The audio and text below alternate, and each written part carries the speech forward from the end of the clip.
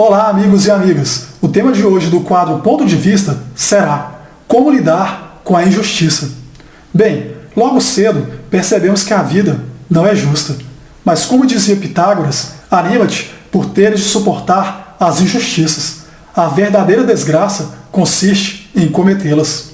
Porém, só pensamos no que seria justiça quando somos de fato injustiçados. E o gosto da injustiça é amargo, justamente porque não conseguimos compreender o porquê de estarmos sendo injustiçados.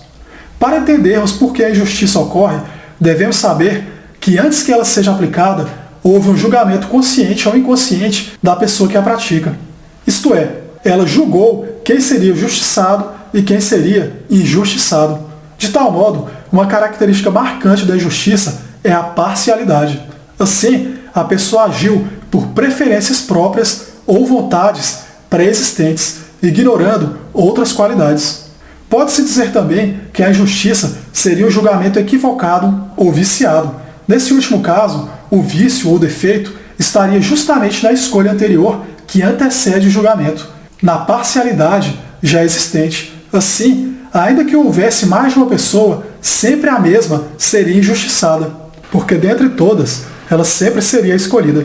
Para que alguém seja justo, é preciso ter a virtude da justiça, mas também ser um líder parcial, que analisa todas as qualidades pessoais do indivíduo e não apenas o mede por sentimentos de empatia. Uma frase de minha autoria é a seguinte: o homem pode suportar a fome, o sofrimento e mesmo a morte de alguém que lhe é próximo, mas jamais a injustiça. Isso porque a injustiça atinge o âmago do indivíduo. E como dito, ele não consegue compreender o porquê de estar sendo injustiçado, quando também possui determinados méritos que não foram levados em conta no julgamento pessoal. Aqui não abordarei as injustiças sociais, porque esse é um tema ainda mais complexo, no qual a desigualdade reina soberana. Limito-me a falar apenas sobre as injustiças do nosso cotidiano, seja na nossa vida privada ou no trabalho. Há de se dizer que esse sentimento de injustiça invade nossos pensamentos e nossa vida íntima de tal forma que quando vemos, não pensamos em mais nada senão na injustiça que sofremos. Geralmente o único pensamento que vem é o seguinte: por que eu fui injustiçado? Quando vemos, estamos inundados por uma vitimização e entramos em um quadro de depressão, no qual acreditamos que aquilo só acontece conosco, ou que fomos predestinados a não sermos felizes, ou sempre seremos injustiçados. O fato é que as injustiças quase sempre acontecem com pessoas boas, isto é, que não merecem serem injustiçadas. E não é de se espantar que a primeira sequela da injustiça seja uma quebra aparente na autoestima e na força de vontade do indivíduo. Para vencer esse sentimento, precisamos ter maturidade emocional, pensarmos positivamente e entendermos que somos capazes, mesmo que as pessoas não vejam isso em nós. Ou mesmo veem, mas ignoram essa característica, por sentimentos obscuros, como a inveja, por exemplo. Na verdade, quando nos deparamos com a injustiça, surge uma situação de aprendizado. Quando você lida com isso, não agirá do mesmo modo no futuro, pois algo que lhe constrangeu ou que lhe deixou mal também terá o mesmo efeito sobre outro indivíduo. Assim, uma pessoa injustiçada poderá ser justa no futuro, quando estiver em uma posição acima das demais. Ou mesmo, quem não enfrentou a injustiça, mas viu alguém sofrendo com ela, pode aprender com isso e não se tornar uma pessoa injusta. A pessoa que sofre ou sofreu alguma injustiça, seja no trabalho ou na vida privada, deve ter autocontrole, confiança e autoestima. Saber que é capaz de vencer os obstáculos com sabedoria, discernimento e maturidade. Ela deve encarar o problema de frente, mas sem discutir, apenas fazer uma reflexão interna.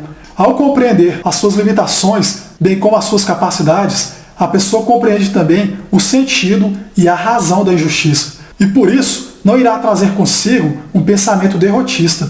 Ela compreenderá que foi uma vítima, e não que ela é incapaz, ou mesmo que ela própria atraiu para si a injustiça.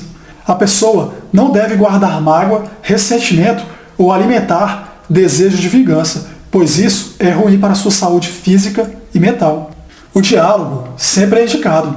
Em todo caso, deve-se demonstrar que quem o julgou mal pode estar equivocado.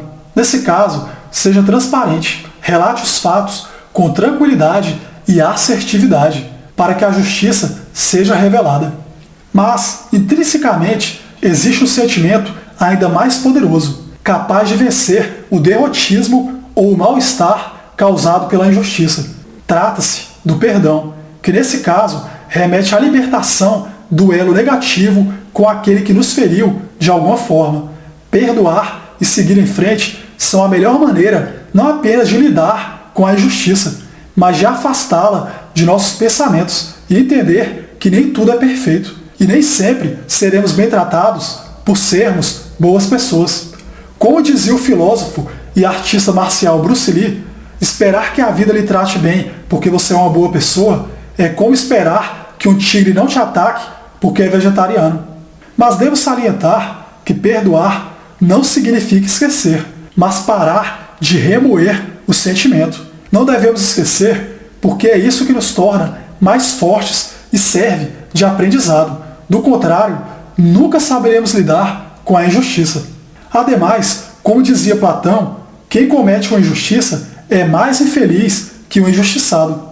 De fato, na maioria das vezes, quem pratica a injustiça tem inúmeros problemas internos e externos mal resolvidos e fantasmas que os assombram. Ele reflete a injustiça porque não conhece a justiça. Eu encerro mais essa reflexão por aqui. Um abraço a todos e até mais.